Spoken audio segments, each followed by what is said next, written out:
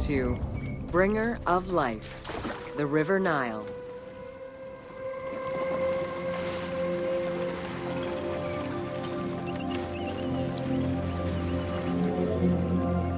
The ancient Egyptians called the dark fertile soil of the Nile the Black Lands, and the surrounding desert was referred to as the Red Lands.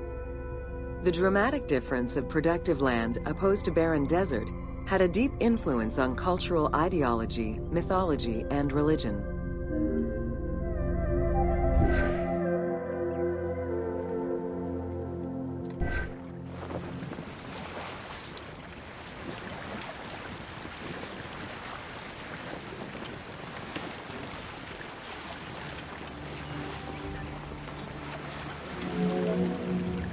The Nile determined much of Egyptian civilization. For example, the seasonal cycle of the Nile was so consistent that ancient Egyptians created their calendar around it. The flood season, or Akhet, was when the departing floodwaters left arable soil for crops. It was followed by the growing and harvesting seasons, known as Peret and Shemu.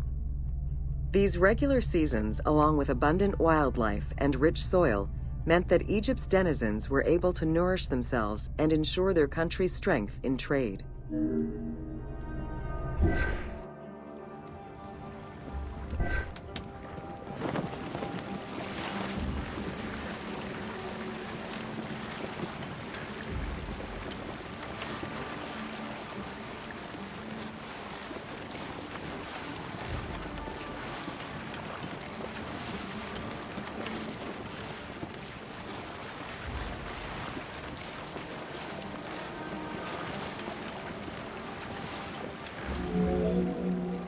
The River Nile, flowing from the south to the north, neatly traversed through both Upper and Lower Egypt. All of Egypt's major cities were built along this narrow ribbon of life.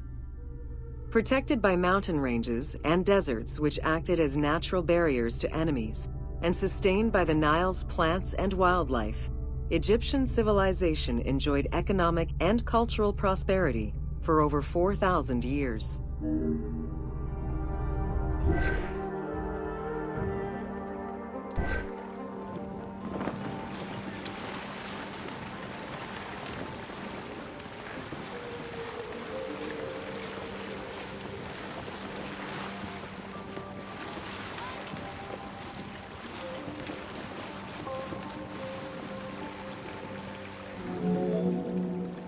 Both ancient Egyptians and ancient Greeks referred to the Nile as the river in their respective languages.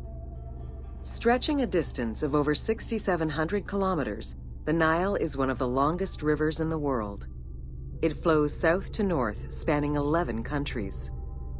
The River Nile originates in the region of the Great Subequatorial Lakes, including one of the largest in the world, Lake Victoria near Tanzania.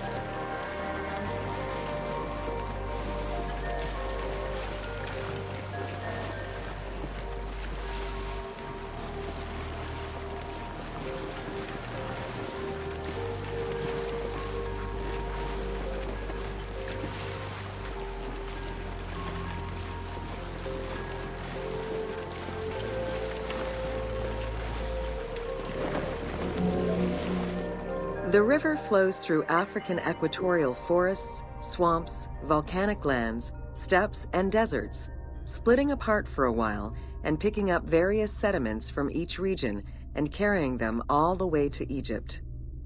Its main artery, known as the White Nile, rejoins with the Blue Nile in Khartoum. This is where it weaves through rich deposits of silt and nutrients, carrying them along in its wake.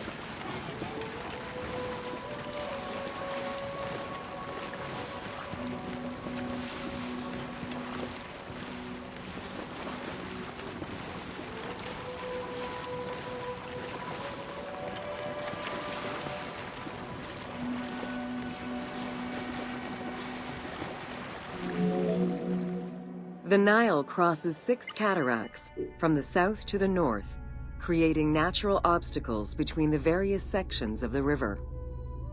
The cataracts are long zones of about 100 kilometers, where the bubbling and rapidly swirling waters advance tumultuously amid enormous heaps of rocks and benches of hard stone.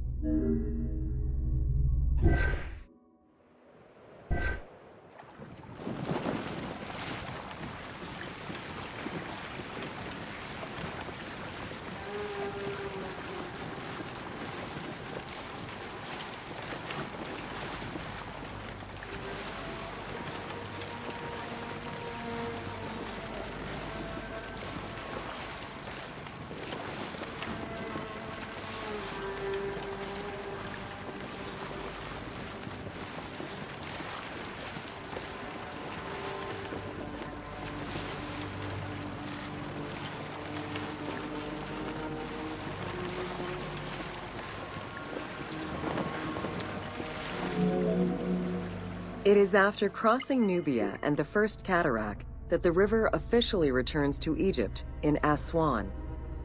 There are still 1,000 kilometers before it reaches Cairo and the Delta, bringing life to those living on its shores before it eventually empties into the Mediterranean Sea.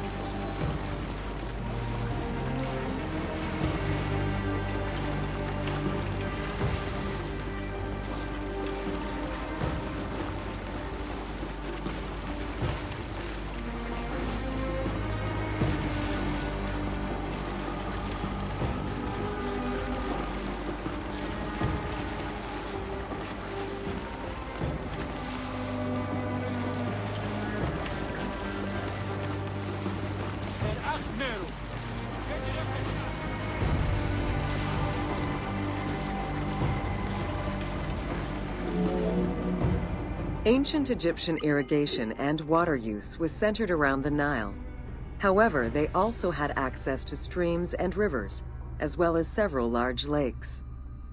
The Delta, situated at the north end of the Nile, also known as Lower Egypt, is a large irrigated area where the river splits into several tributaries.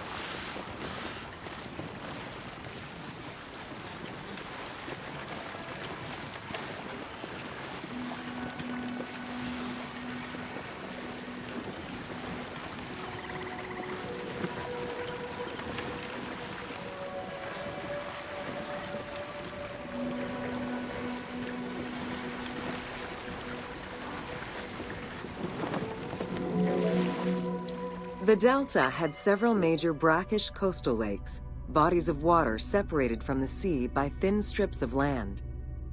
A mix of deep to shallow waters, salt swamps, and sand plains, these lakes were refuge to a wealth of species, as well as water and land plants. The occasional bandit could also be found sheltering within the denser reeds, waiting for the unwary traveler.